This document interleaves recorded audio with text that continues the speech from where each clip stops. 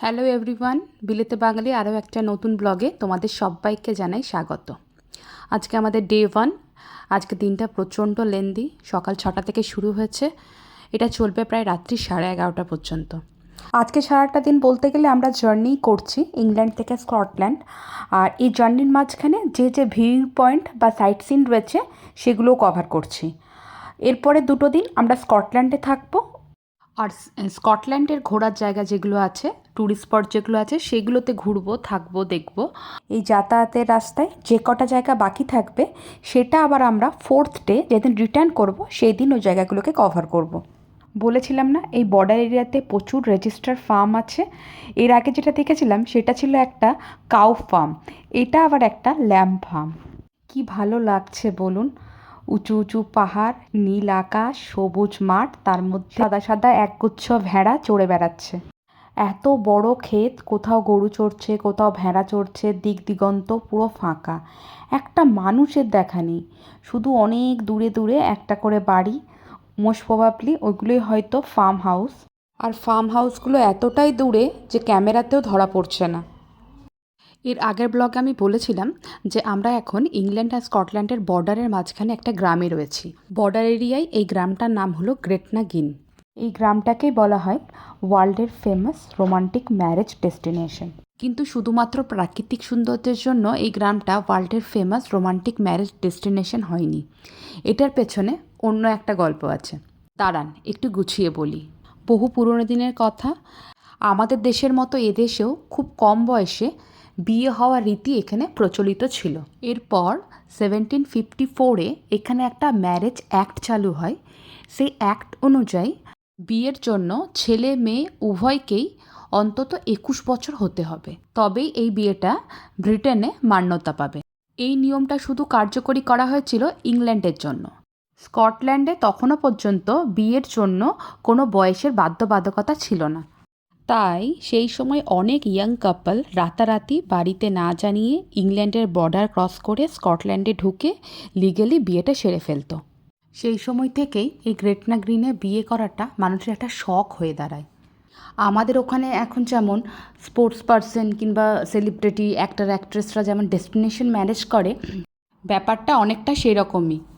শুধু বিয়ে না, অনেকে এখানে 15 অ্যানিভার্সারি, 25th অ্যানিভার্সারি বা 10th অ্যানিভার্সারি সেলিব্রেশনের জন্য গ্রেটনা গ্রিনে আসে। আশা করি বুঝতেই পারছেন, বর্ডার এরিয়াটা ক্রস করে আমরা এখন লোকালয়ের মধ্যে ঢুকে গেছি। জায়গাটার নাম হলো লেক ডিস্ট্রিক্ট। যেদিকেই তাকাচ্ছি, ডান দিকে বাঁ দিকে শুধু সারি সারি দিয়ে একের পর এক লেক। সেই লেকের মধ্যে সবথেকে বড় যে লেকটা সেটার নাম হলো উইন্ডারমেয়ার।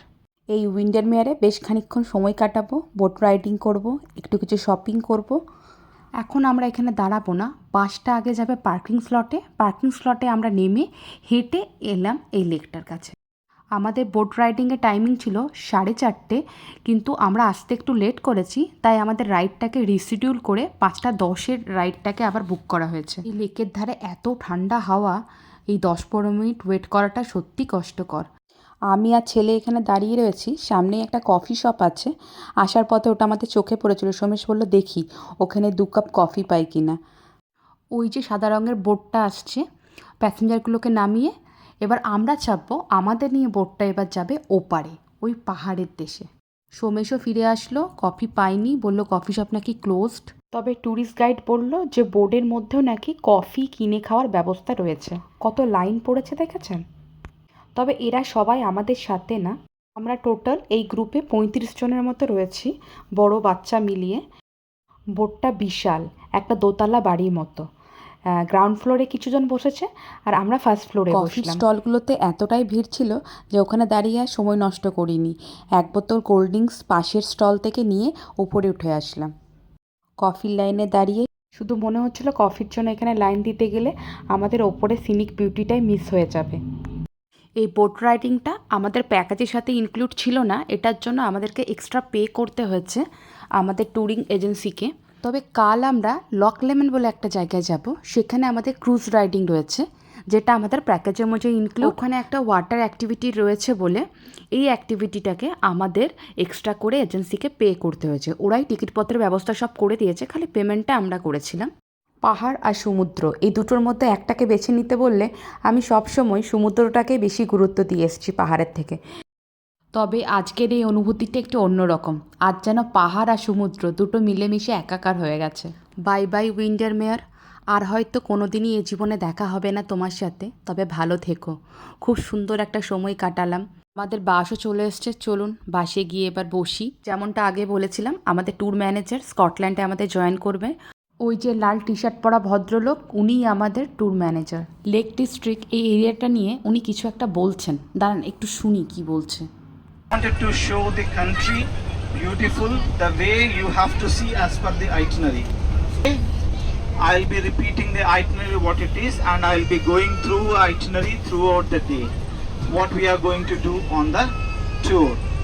So going back, now we will be driving through the beautiful Lake District. The Lake District is very famous. The Lake District is very famous with his film has shot here, Peter Rabbit, as you know, very famous film. When it comes to the borders, I will tell you the story. I will talk to you through and explain what is the historical importance with the borders and everything. Okay, enjoy the drive and please fasten your seat belts. Thank you. এখানে চারিপাশে শুধু lake আর lake, যত দূর রাস্তা যাচ্ছে খানিকক্ষণ পর পরে ছোট্ট ছোট্ট লেক। ওই উইন্ডারমেয়ারে ছিলাম, এখন আবার এখানে আরেকটা লেক। এই জন্যই হয়তো জায়গাটার নাম হলো লেক ডিস্ট্রিক্ট। মনে আছে উইলিয়াম ওয়ার্ডসওয়ার্থের অনেক কবিতা আমরা 11-12 পড়তাম, সেই উইলিয়াম ওয়ার্ডসওয়ার্থের জন্মভূমি হলো এই লেক ডিস্ট্রিক্ট।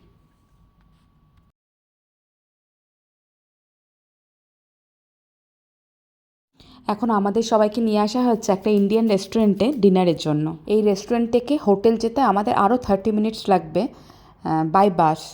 সারাদিন জার্নি করে প্রচণ্ড টায়ার্ড, তার সাথে প্রচণ্ড খিদেও পেয়েছিল, কিন্তু হোটেলের সার্ভিসটা আবার একটু স্লো ছিল। আমাদের সাথে আর একটা যে ফ্যামিলি বসেছিল তারা ভেজিটেরিয়ান ছিল। এবারে আমাদেরকে স্টার্টার দিয়েছে, কিন্তু ওদের আবার ভেজ স্টার্টার দিতেই ভুলে গেছিলো। তবে আমার সবথেকে বেশি ভালো লেগেছে এই গ্লাসটা, বেশ সুন্দর না? সেই রাজা রাজা মতো একটা ফিলিংস আসছে। চলুন খাওয়া দাওয়াটা সেরে তারপর আপনার সাথে আবার দেখা করছি। আমাদের ট্যুরিস্ট গাইডকে জিজ্ঞাসা করেছিলাম যে গ্লাসগো থেকে এত দূরে হোটেল নেওয়ার কারণ কি। তো সে জানালো কাল নাকি এখানে উইমেন্স ফুটবল টিমের একটা ম্যাচ আছে, সেই ম্যাচের জন্য প্রচুর দূর দূরান্ত থেকে লোকজন এসছে, আর হোটেলের রুম নাকি আজ থেকে 2 মাস আগেই সবাই বুক করে রেখেছিলো।